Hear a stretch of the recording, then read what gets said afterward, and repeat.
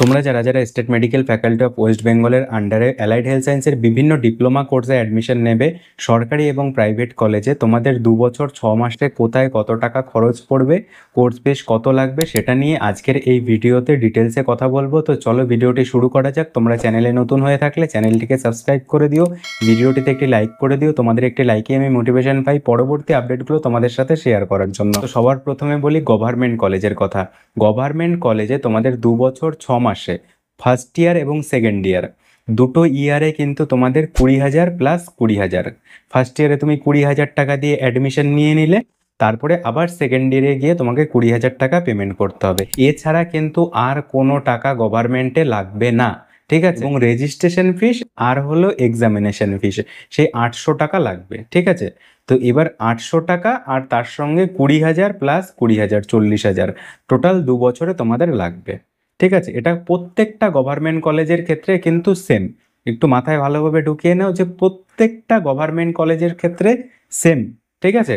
কোনো গভর্নমেন্ট কলেজের ক্ষেত্রে কিন্তু আলাদা না, সবগুলো গভর্নমেন্ট কলেজের ক্ষেত্রে এই টাকাটা সেম, ঠিক আছে? এর বাইরে কিন্তু কোনো টাকা তোমার লাগবে না।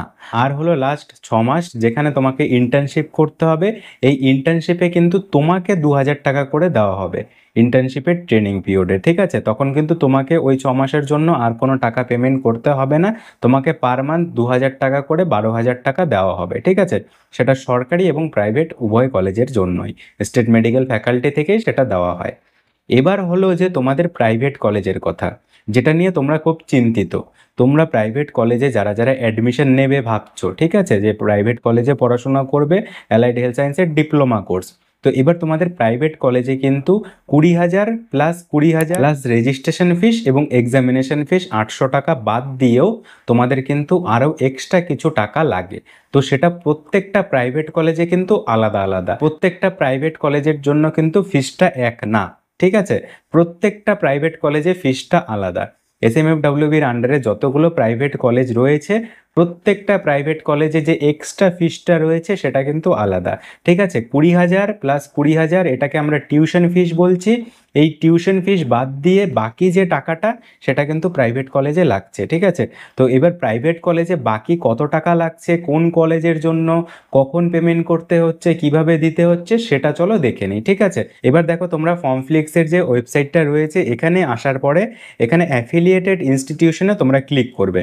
অ্যাফিলিয়েটেড ইনস্টিটিউশনে ক্লিক করার পরে এখানে দেখো এসএমএফডব্লিউবি 2025-এর যত কলেজ রয়েছে সমস্ত কলেজের লিস্ট চলে এসেছে। এবার লিস্ট চলে আসার পরে এখানে দেখো কোর্সের ফিস ডিটেলসে যখনই তুমি ক্লিক করবে, সাপোজ 1 নম্বরে রয়েছে আনন্দলোক মেডিকেল সেন্টার শিলিগুড়ি, এটা একটা প্রাইভেট কলেজ, ঠিক আছে? এখানে তুমি যখনই ভিউ মোরে ক্লিক করবে তোমার সামনে একটা পিডিএফ খুলে যাবে। এবার এই পিডিএফটাতে তুমি একটু খেয়াল করো যে এখানে ফার্স্ট ইয়ার এবং সেকেন্ড ইয়ারের কথা লেখা আছে। ফার্স্ট ইয়ারে কি বলেছে যে কোর্স ফিস 20,000 টাকা। 20,000 টাকা কোনটা, যেটা তুমি পেমেন্ট করে দিয়েছো ফার্স্ট ইয়ারের জন্য 20,000 টাকা, ঠিক আছে? সেটা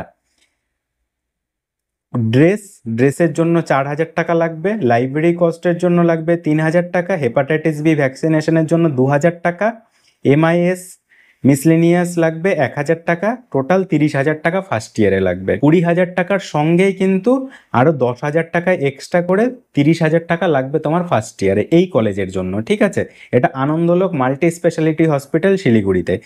এবার তোমার সেকেন্ড ইয়ারে লাগবে সেটা 20,000 টাকার সঙ্গে এক্সট্রা 5,000 টাকা, মানে 25,000 টাকা। বুঝতে পারলে?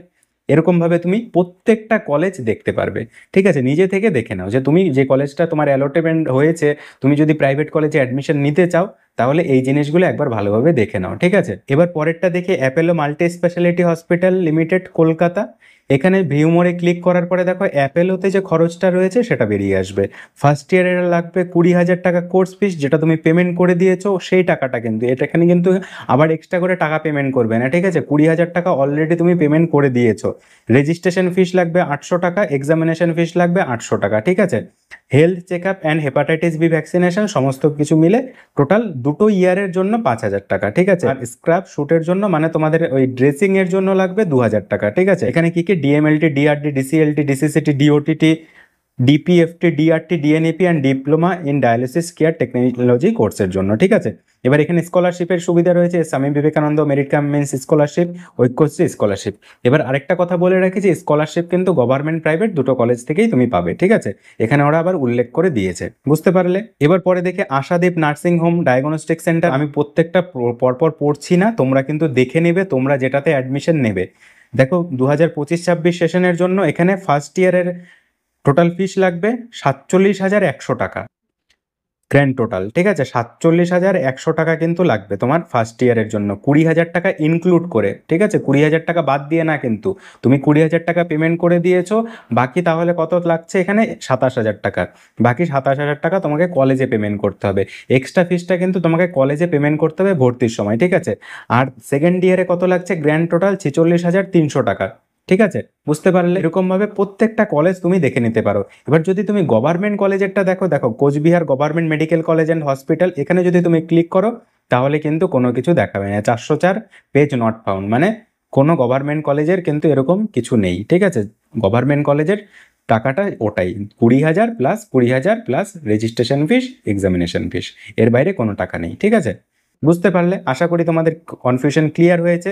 এটা অন্তত তোমরা দেখে নিতে পারবে এখান থেকে, এই ওয়েবসাইট থেকে, ঠিক আছে। তোমাদের কলেজটা পছন্দ হয়, প্রাইভেট কলেজটা বুঝে শুনে অ্যাডমিশন নাও। দরকার হয় সেখানে যারা পড়াশোনা করছে তাদের সাথে যোগাযোগ করার চেষ্টা করো, দরকার হয় তুমি কলেজে গিয়ে তাদের সাথে যোগাযোগ করার চেষ্টা করো, যেভাবেই হোক জেনে শুনে জেনে বুঝে, কারণ এতগুলো কলেজ রয়েছে, প্রাইভেট কলেজ রয়েছে, যে প্রাইভেট কলেজে অ্যাডমিশন নিতে চাইছো তোমরা একটু জেনে শুনে ভালোভাবে অ্যাডমিশনটা নিও, ঠিক আছে। তোমরা আরেকটা কথা, যে কোর্স রিফান্ডের কথাটা বলেছিলে, ইনফরমেশন বুলেটিনে দেখো সেটা লেখা রয়েছে। ইনফরমেশন বুলেটিনটা তোমরা ডাউনলোড করবে, ডাউনলোড করে দেখে নিতে পারবে যে তোমাদের কোর্স যে রিফান্ড হবে, ঠিক আছে।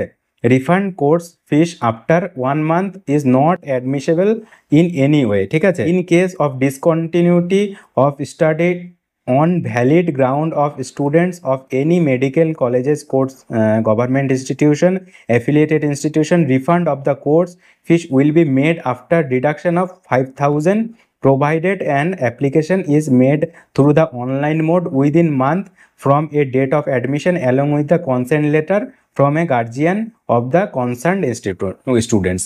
মানে তোমার গার্জিয়ানের একটা কনসার্ন লাগবে, সেই কনসার্ন অনুযায়ী তোমরা অনলাইনেই কিন্তু রিফান্ডের জন্য অ্যাপ্লাই করতে পারো। অ্যাডমিশন নেওয়ার 1 মাসের মধ্যে কোর্স ছেড়ে দিলে তুমি 15,000 টাকা রিফান্ড পাবে, 5,000 টাকা কেটে নেওয়া হবে, ঠিক আছে। তো এটা বলা রয়েছে এখানটায়, ঠিক আছে, বুঝতে পেরেছো।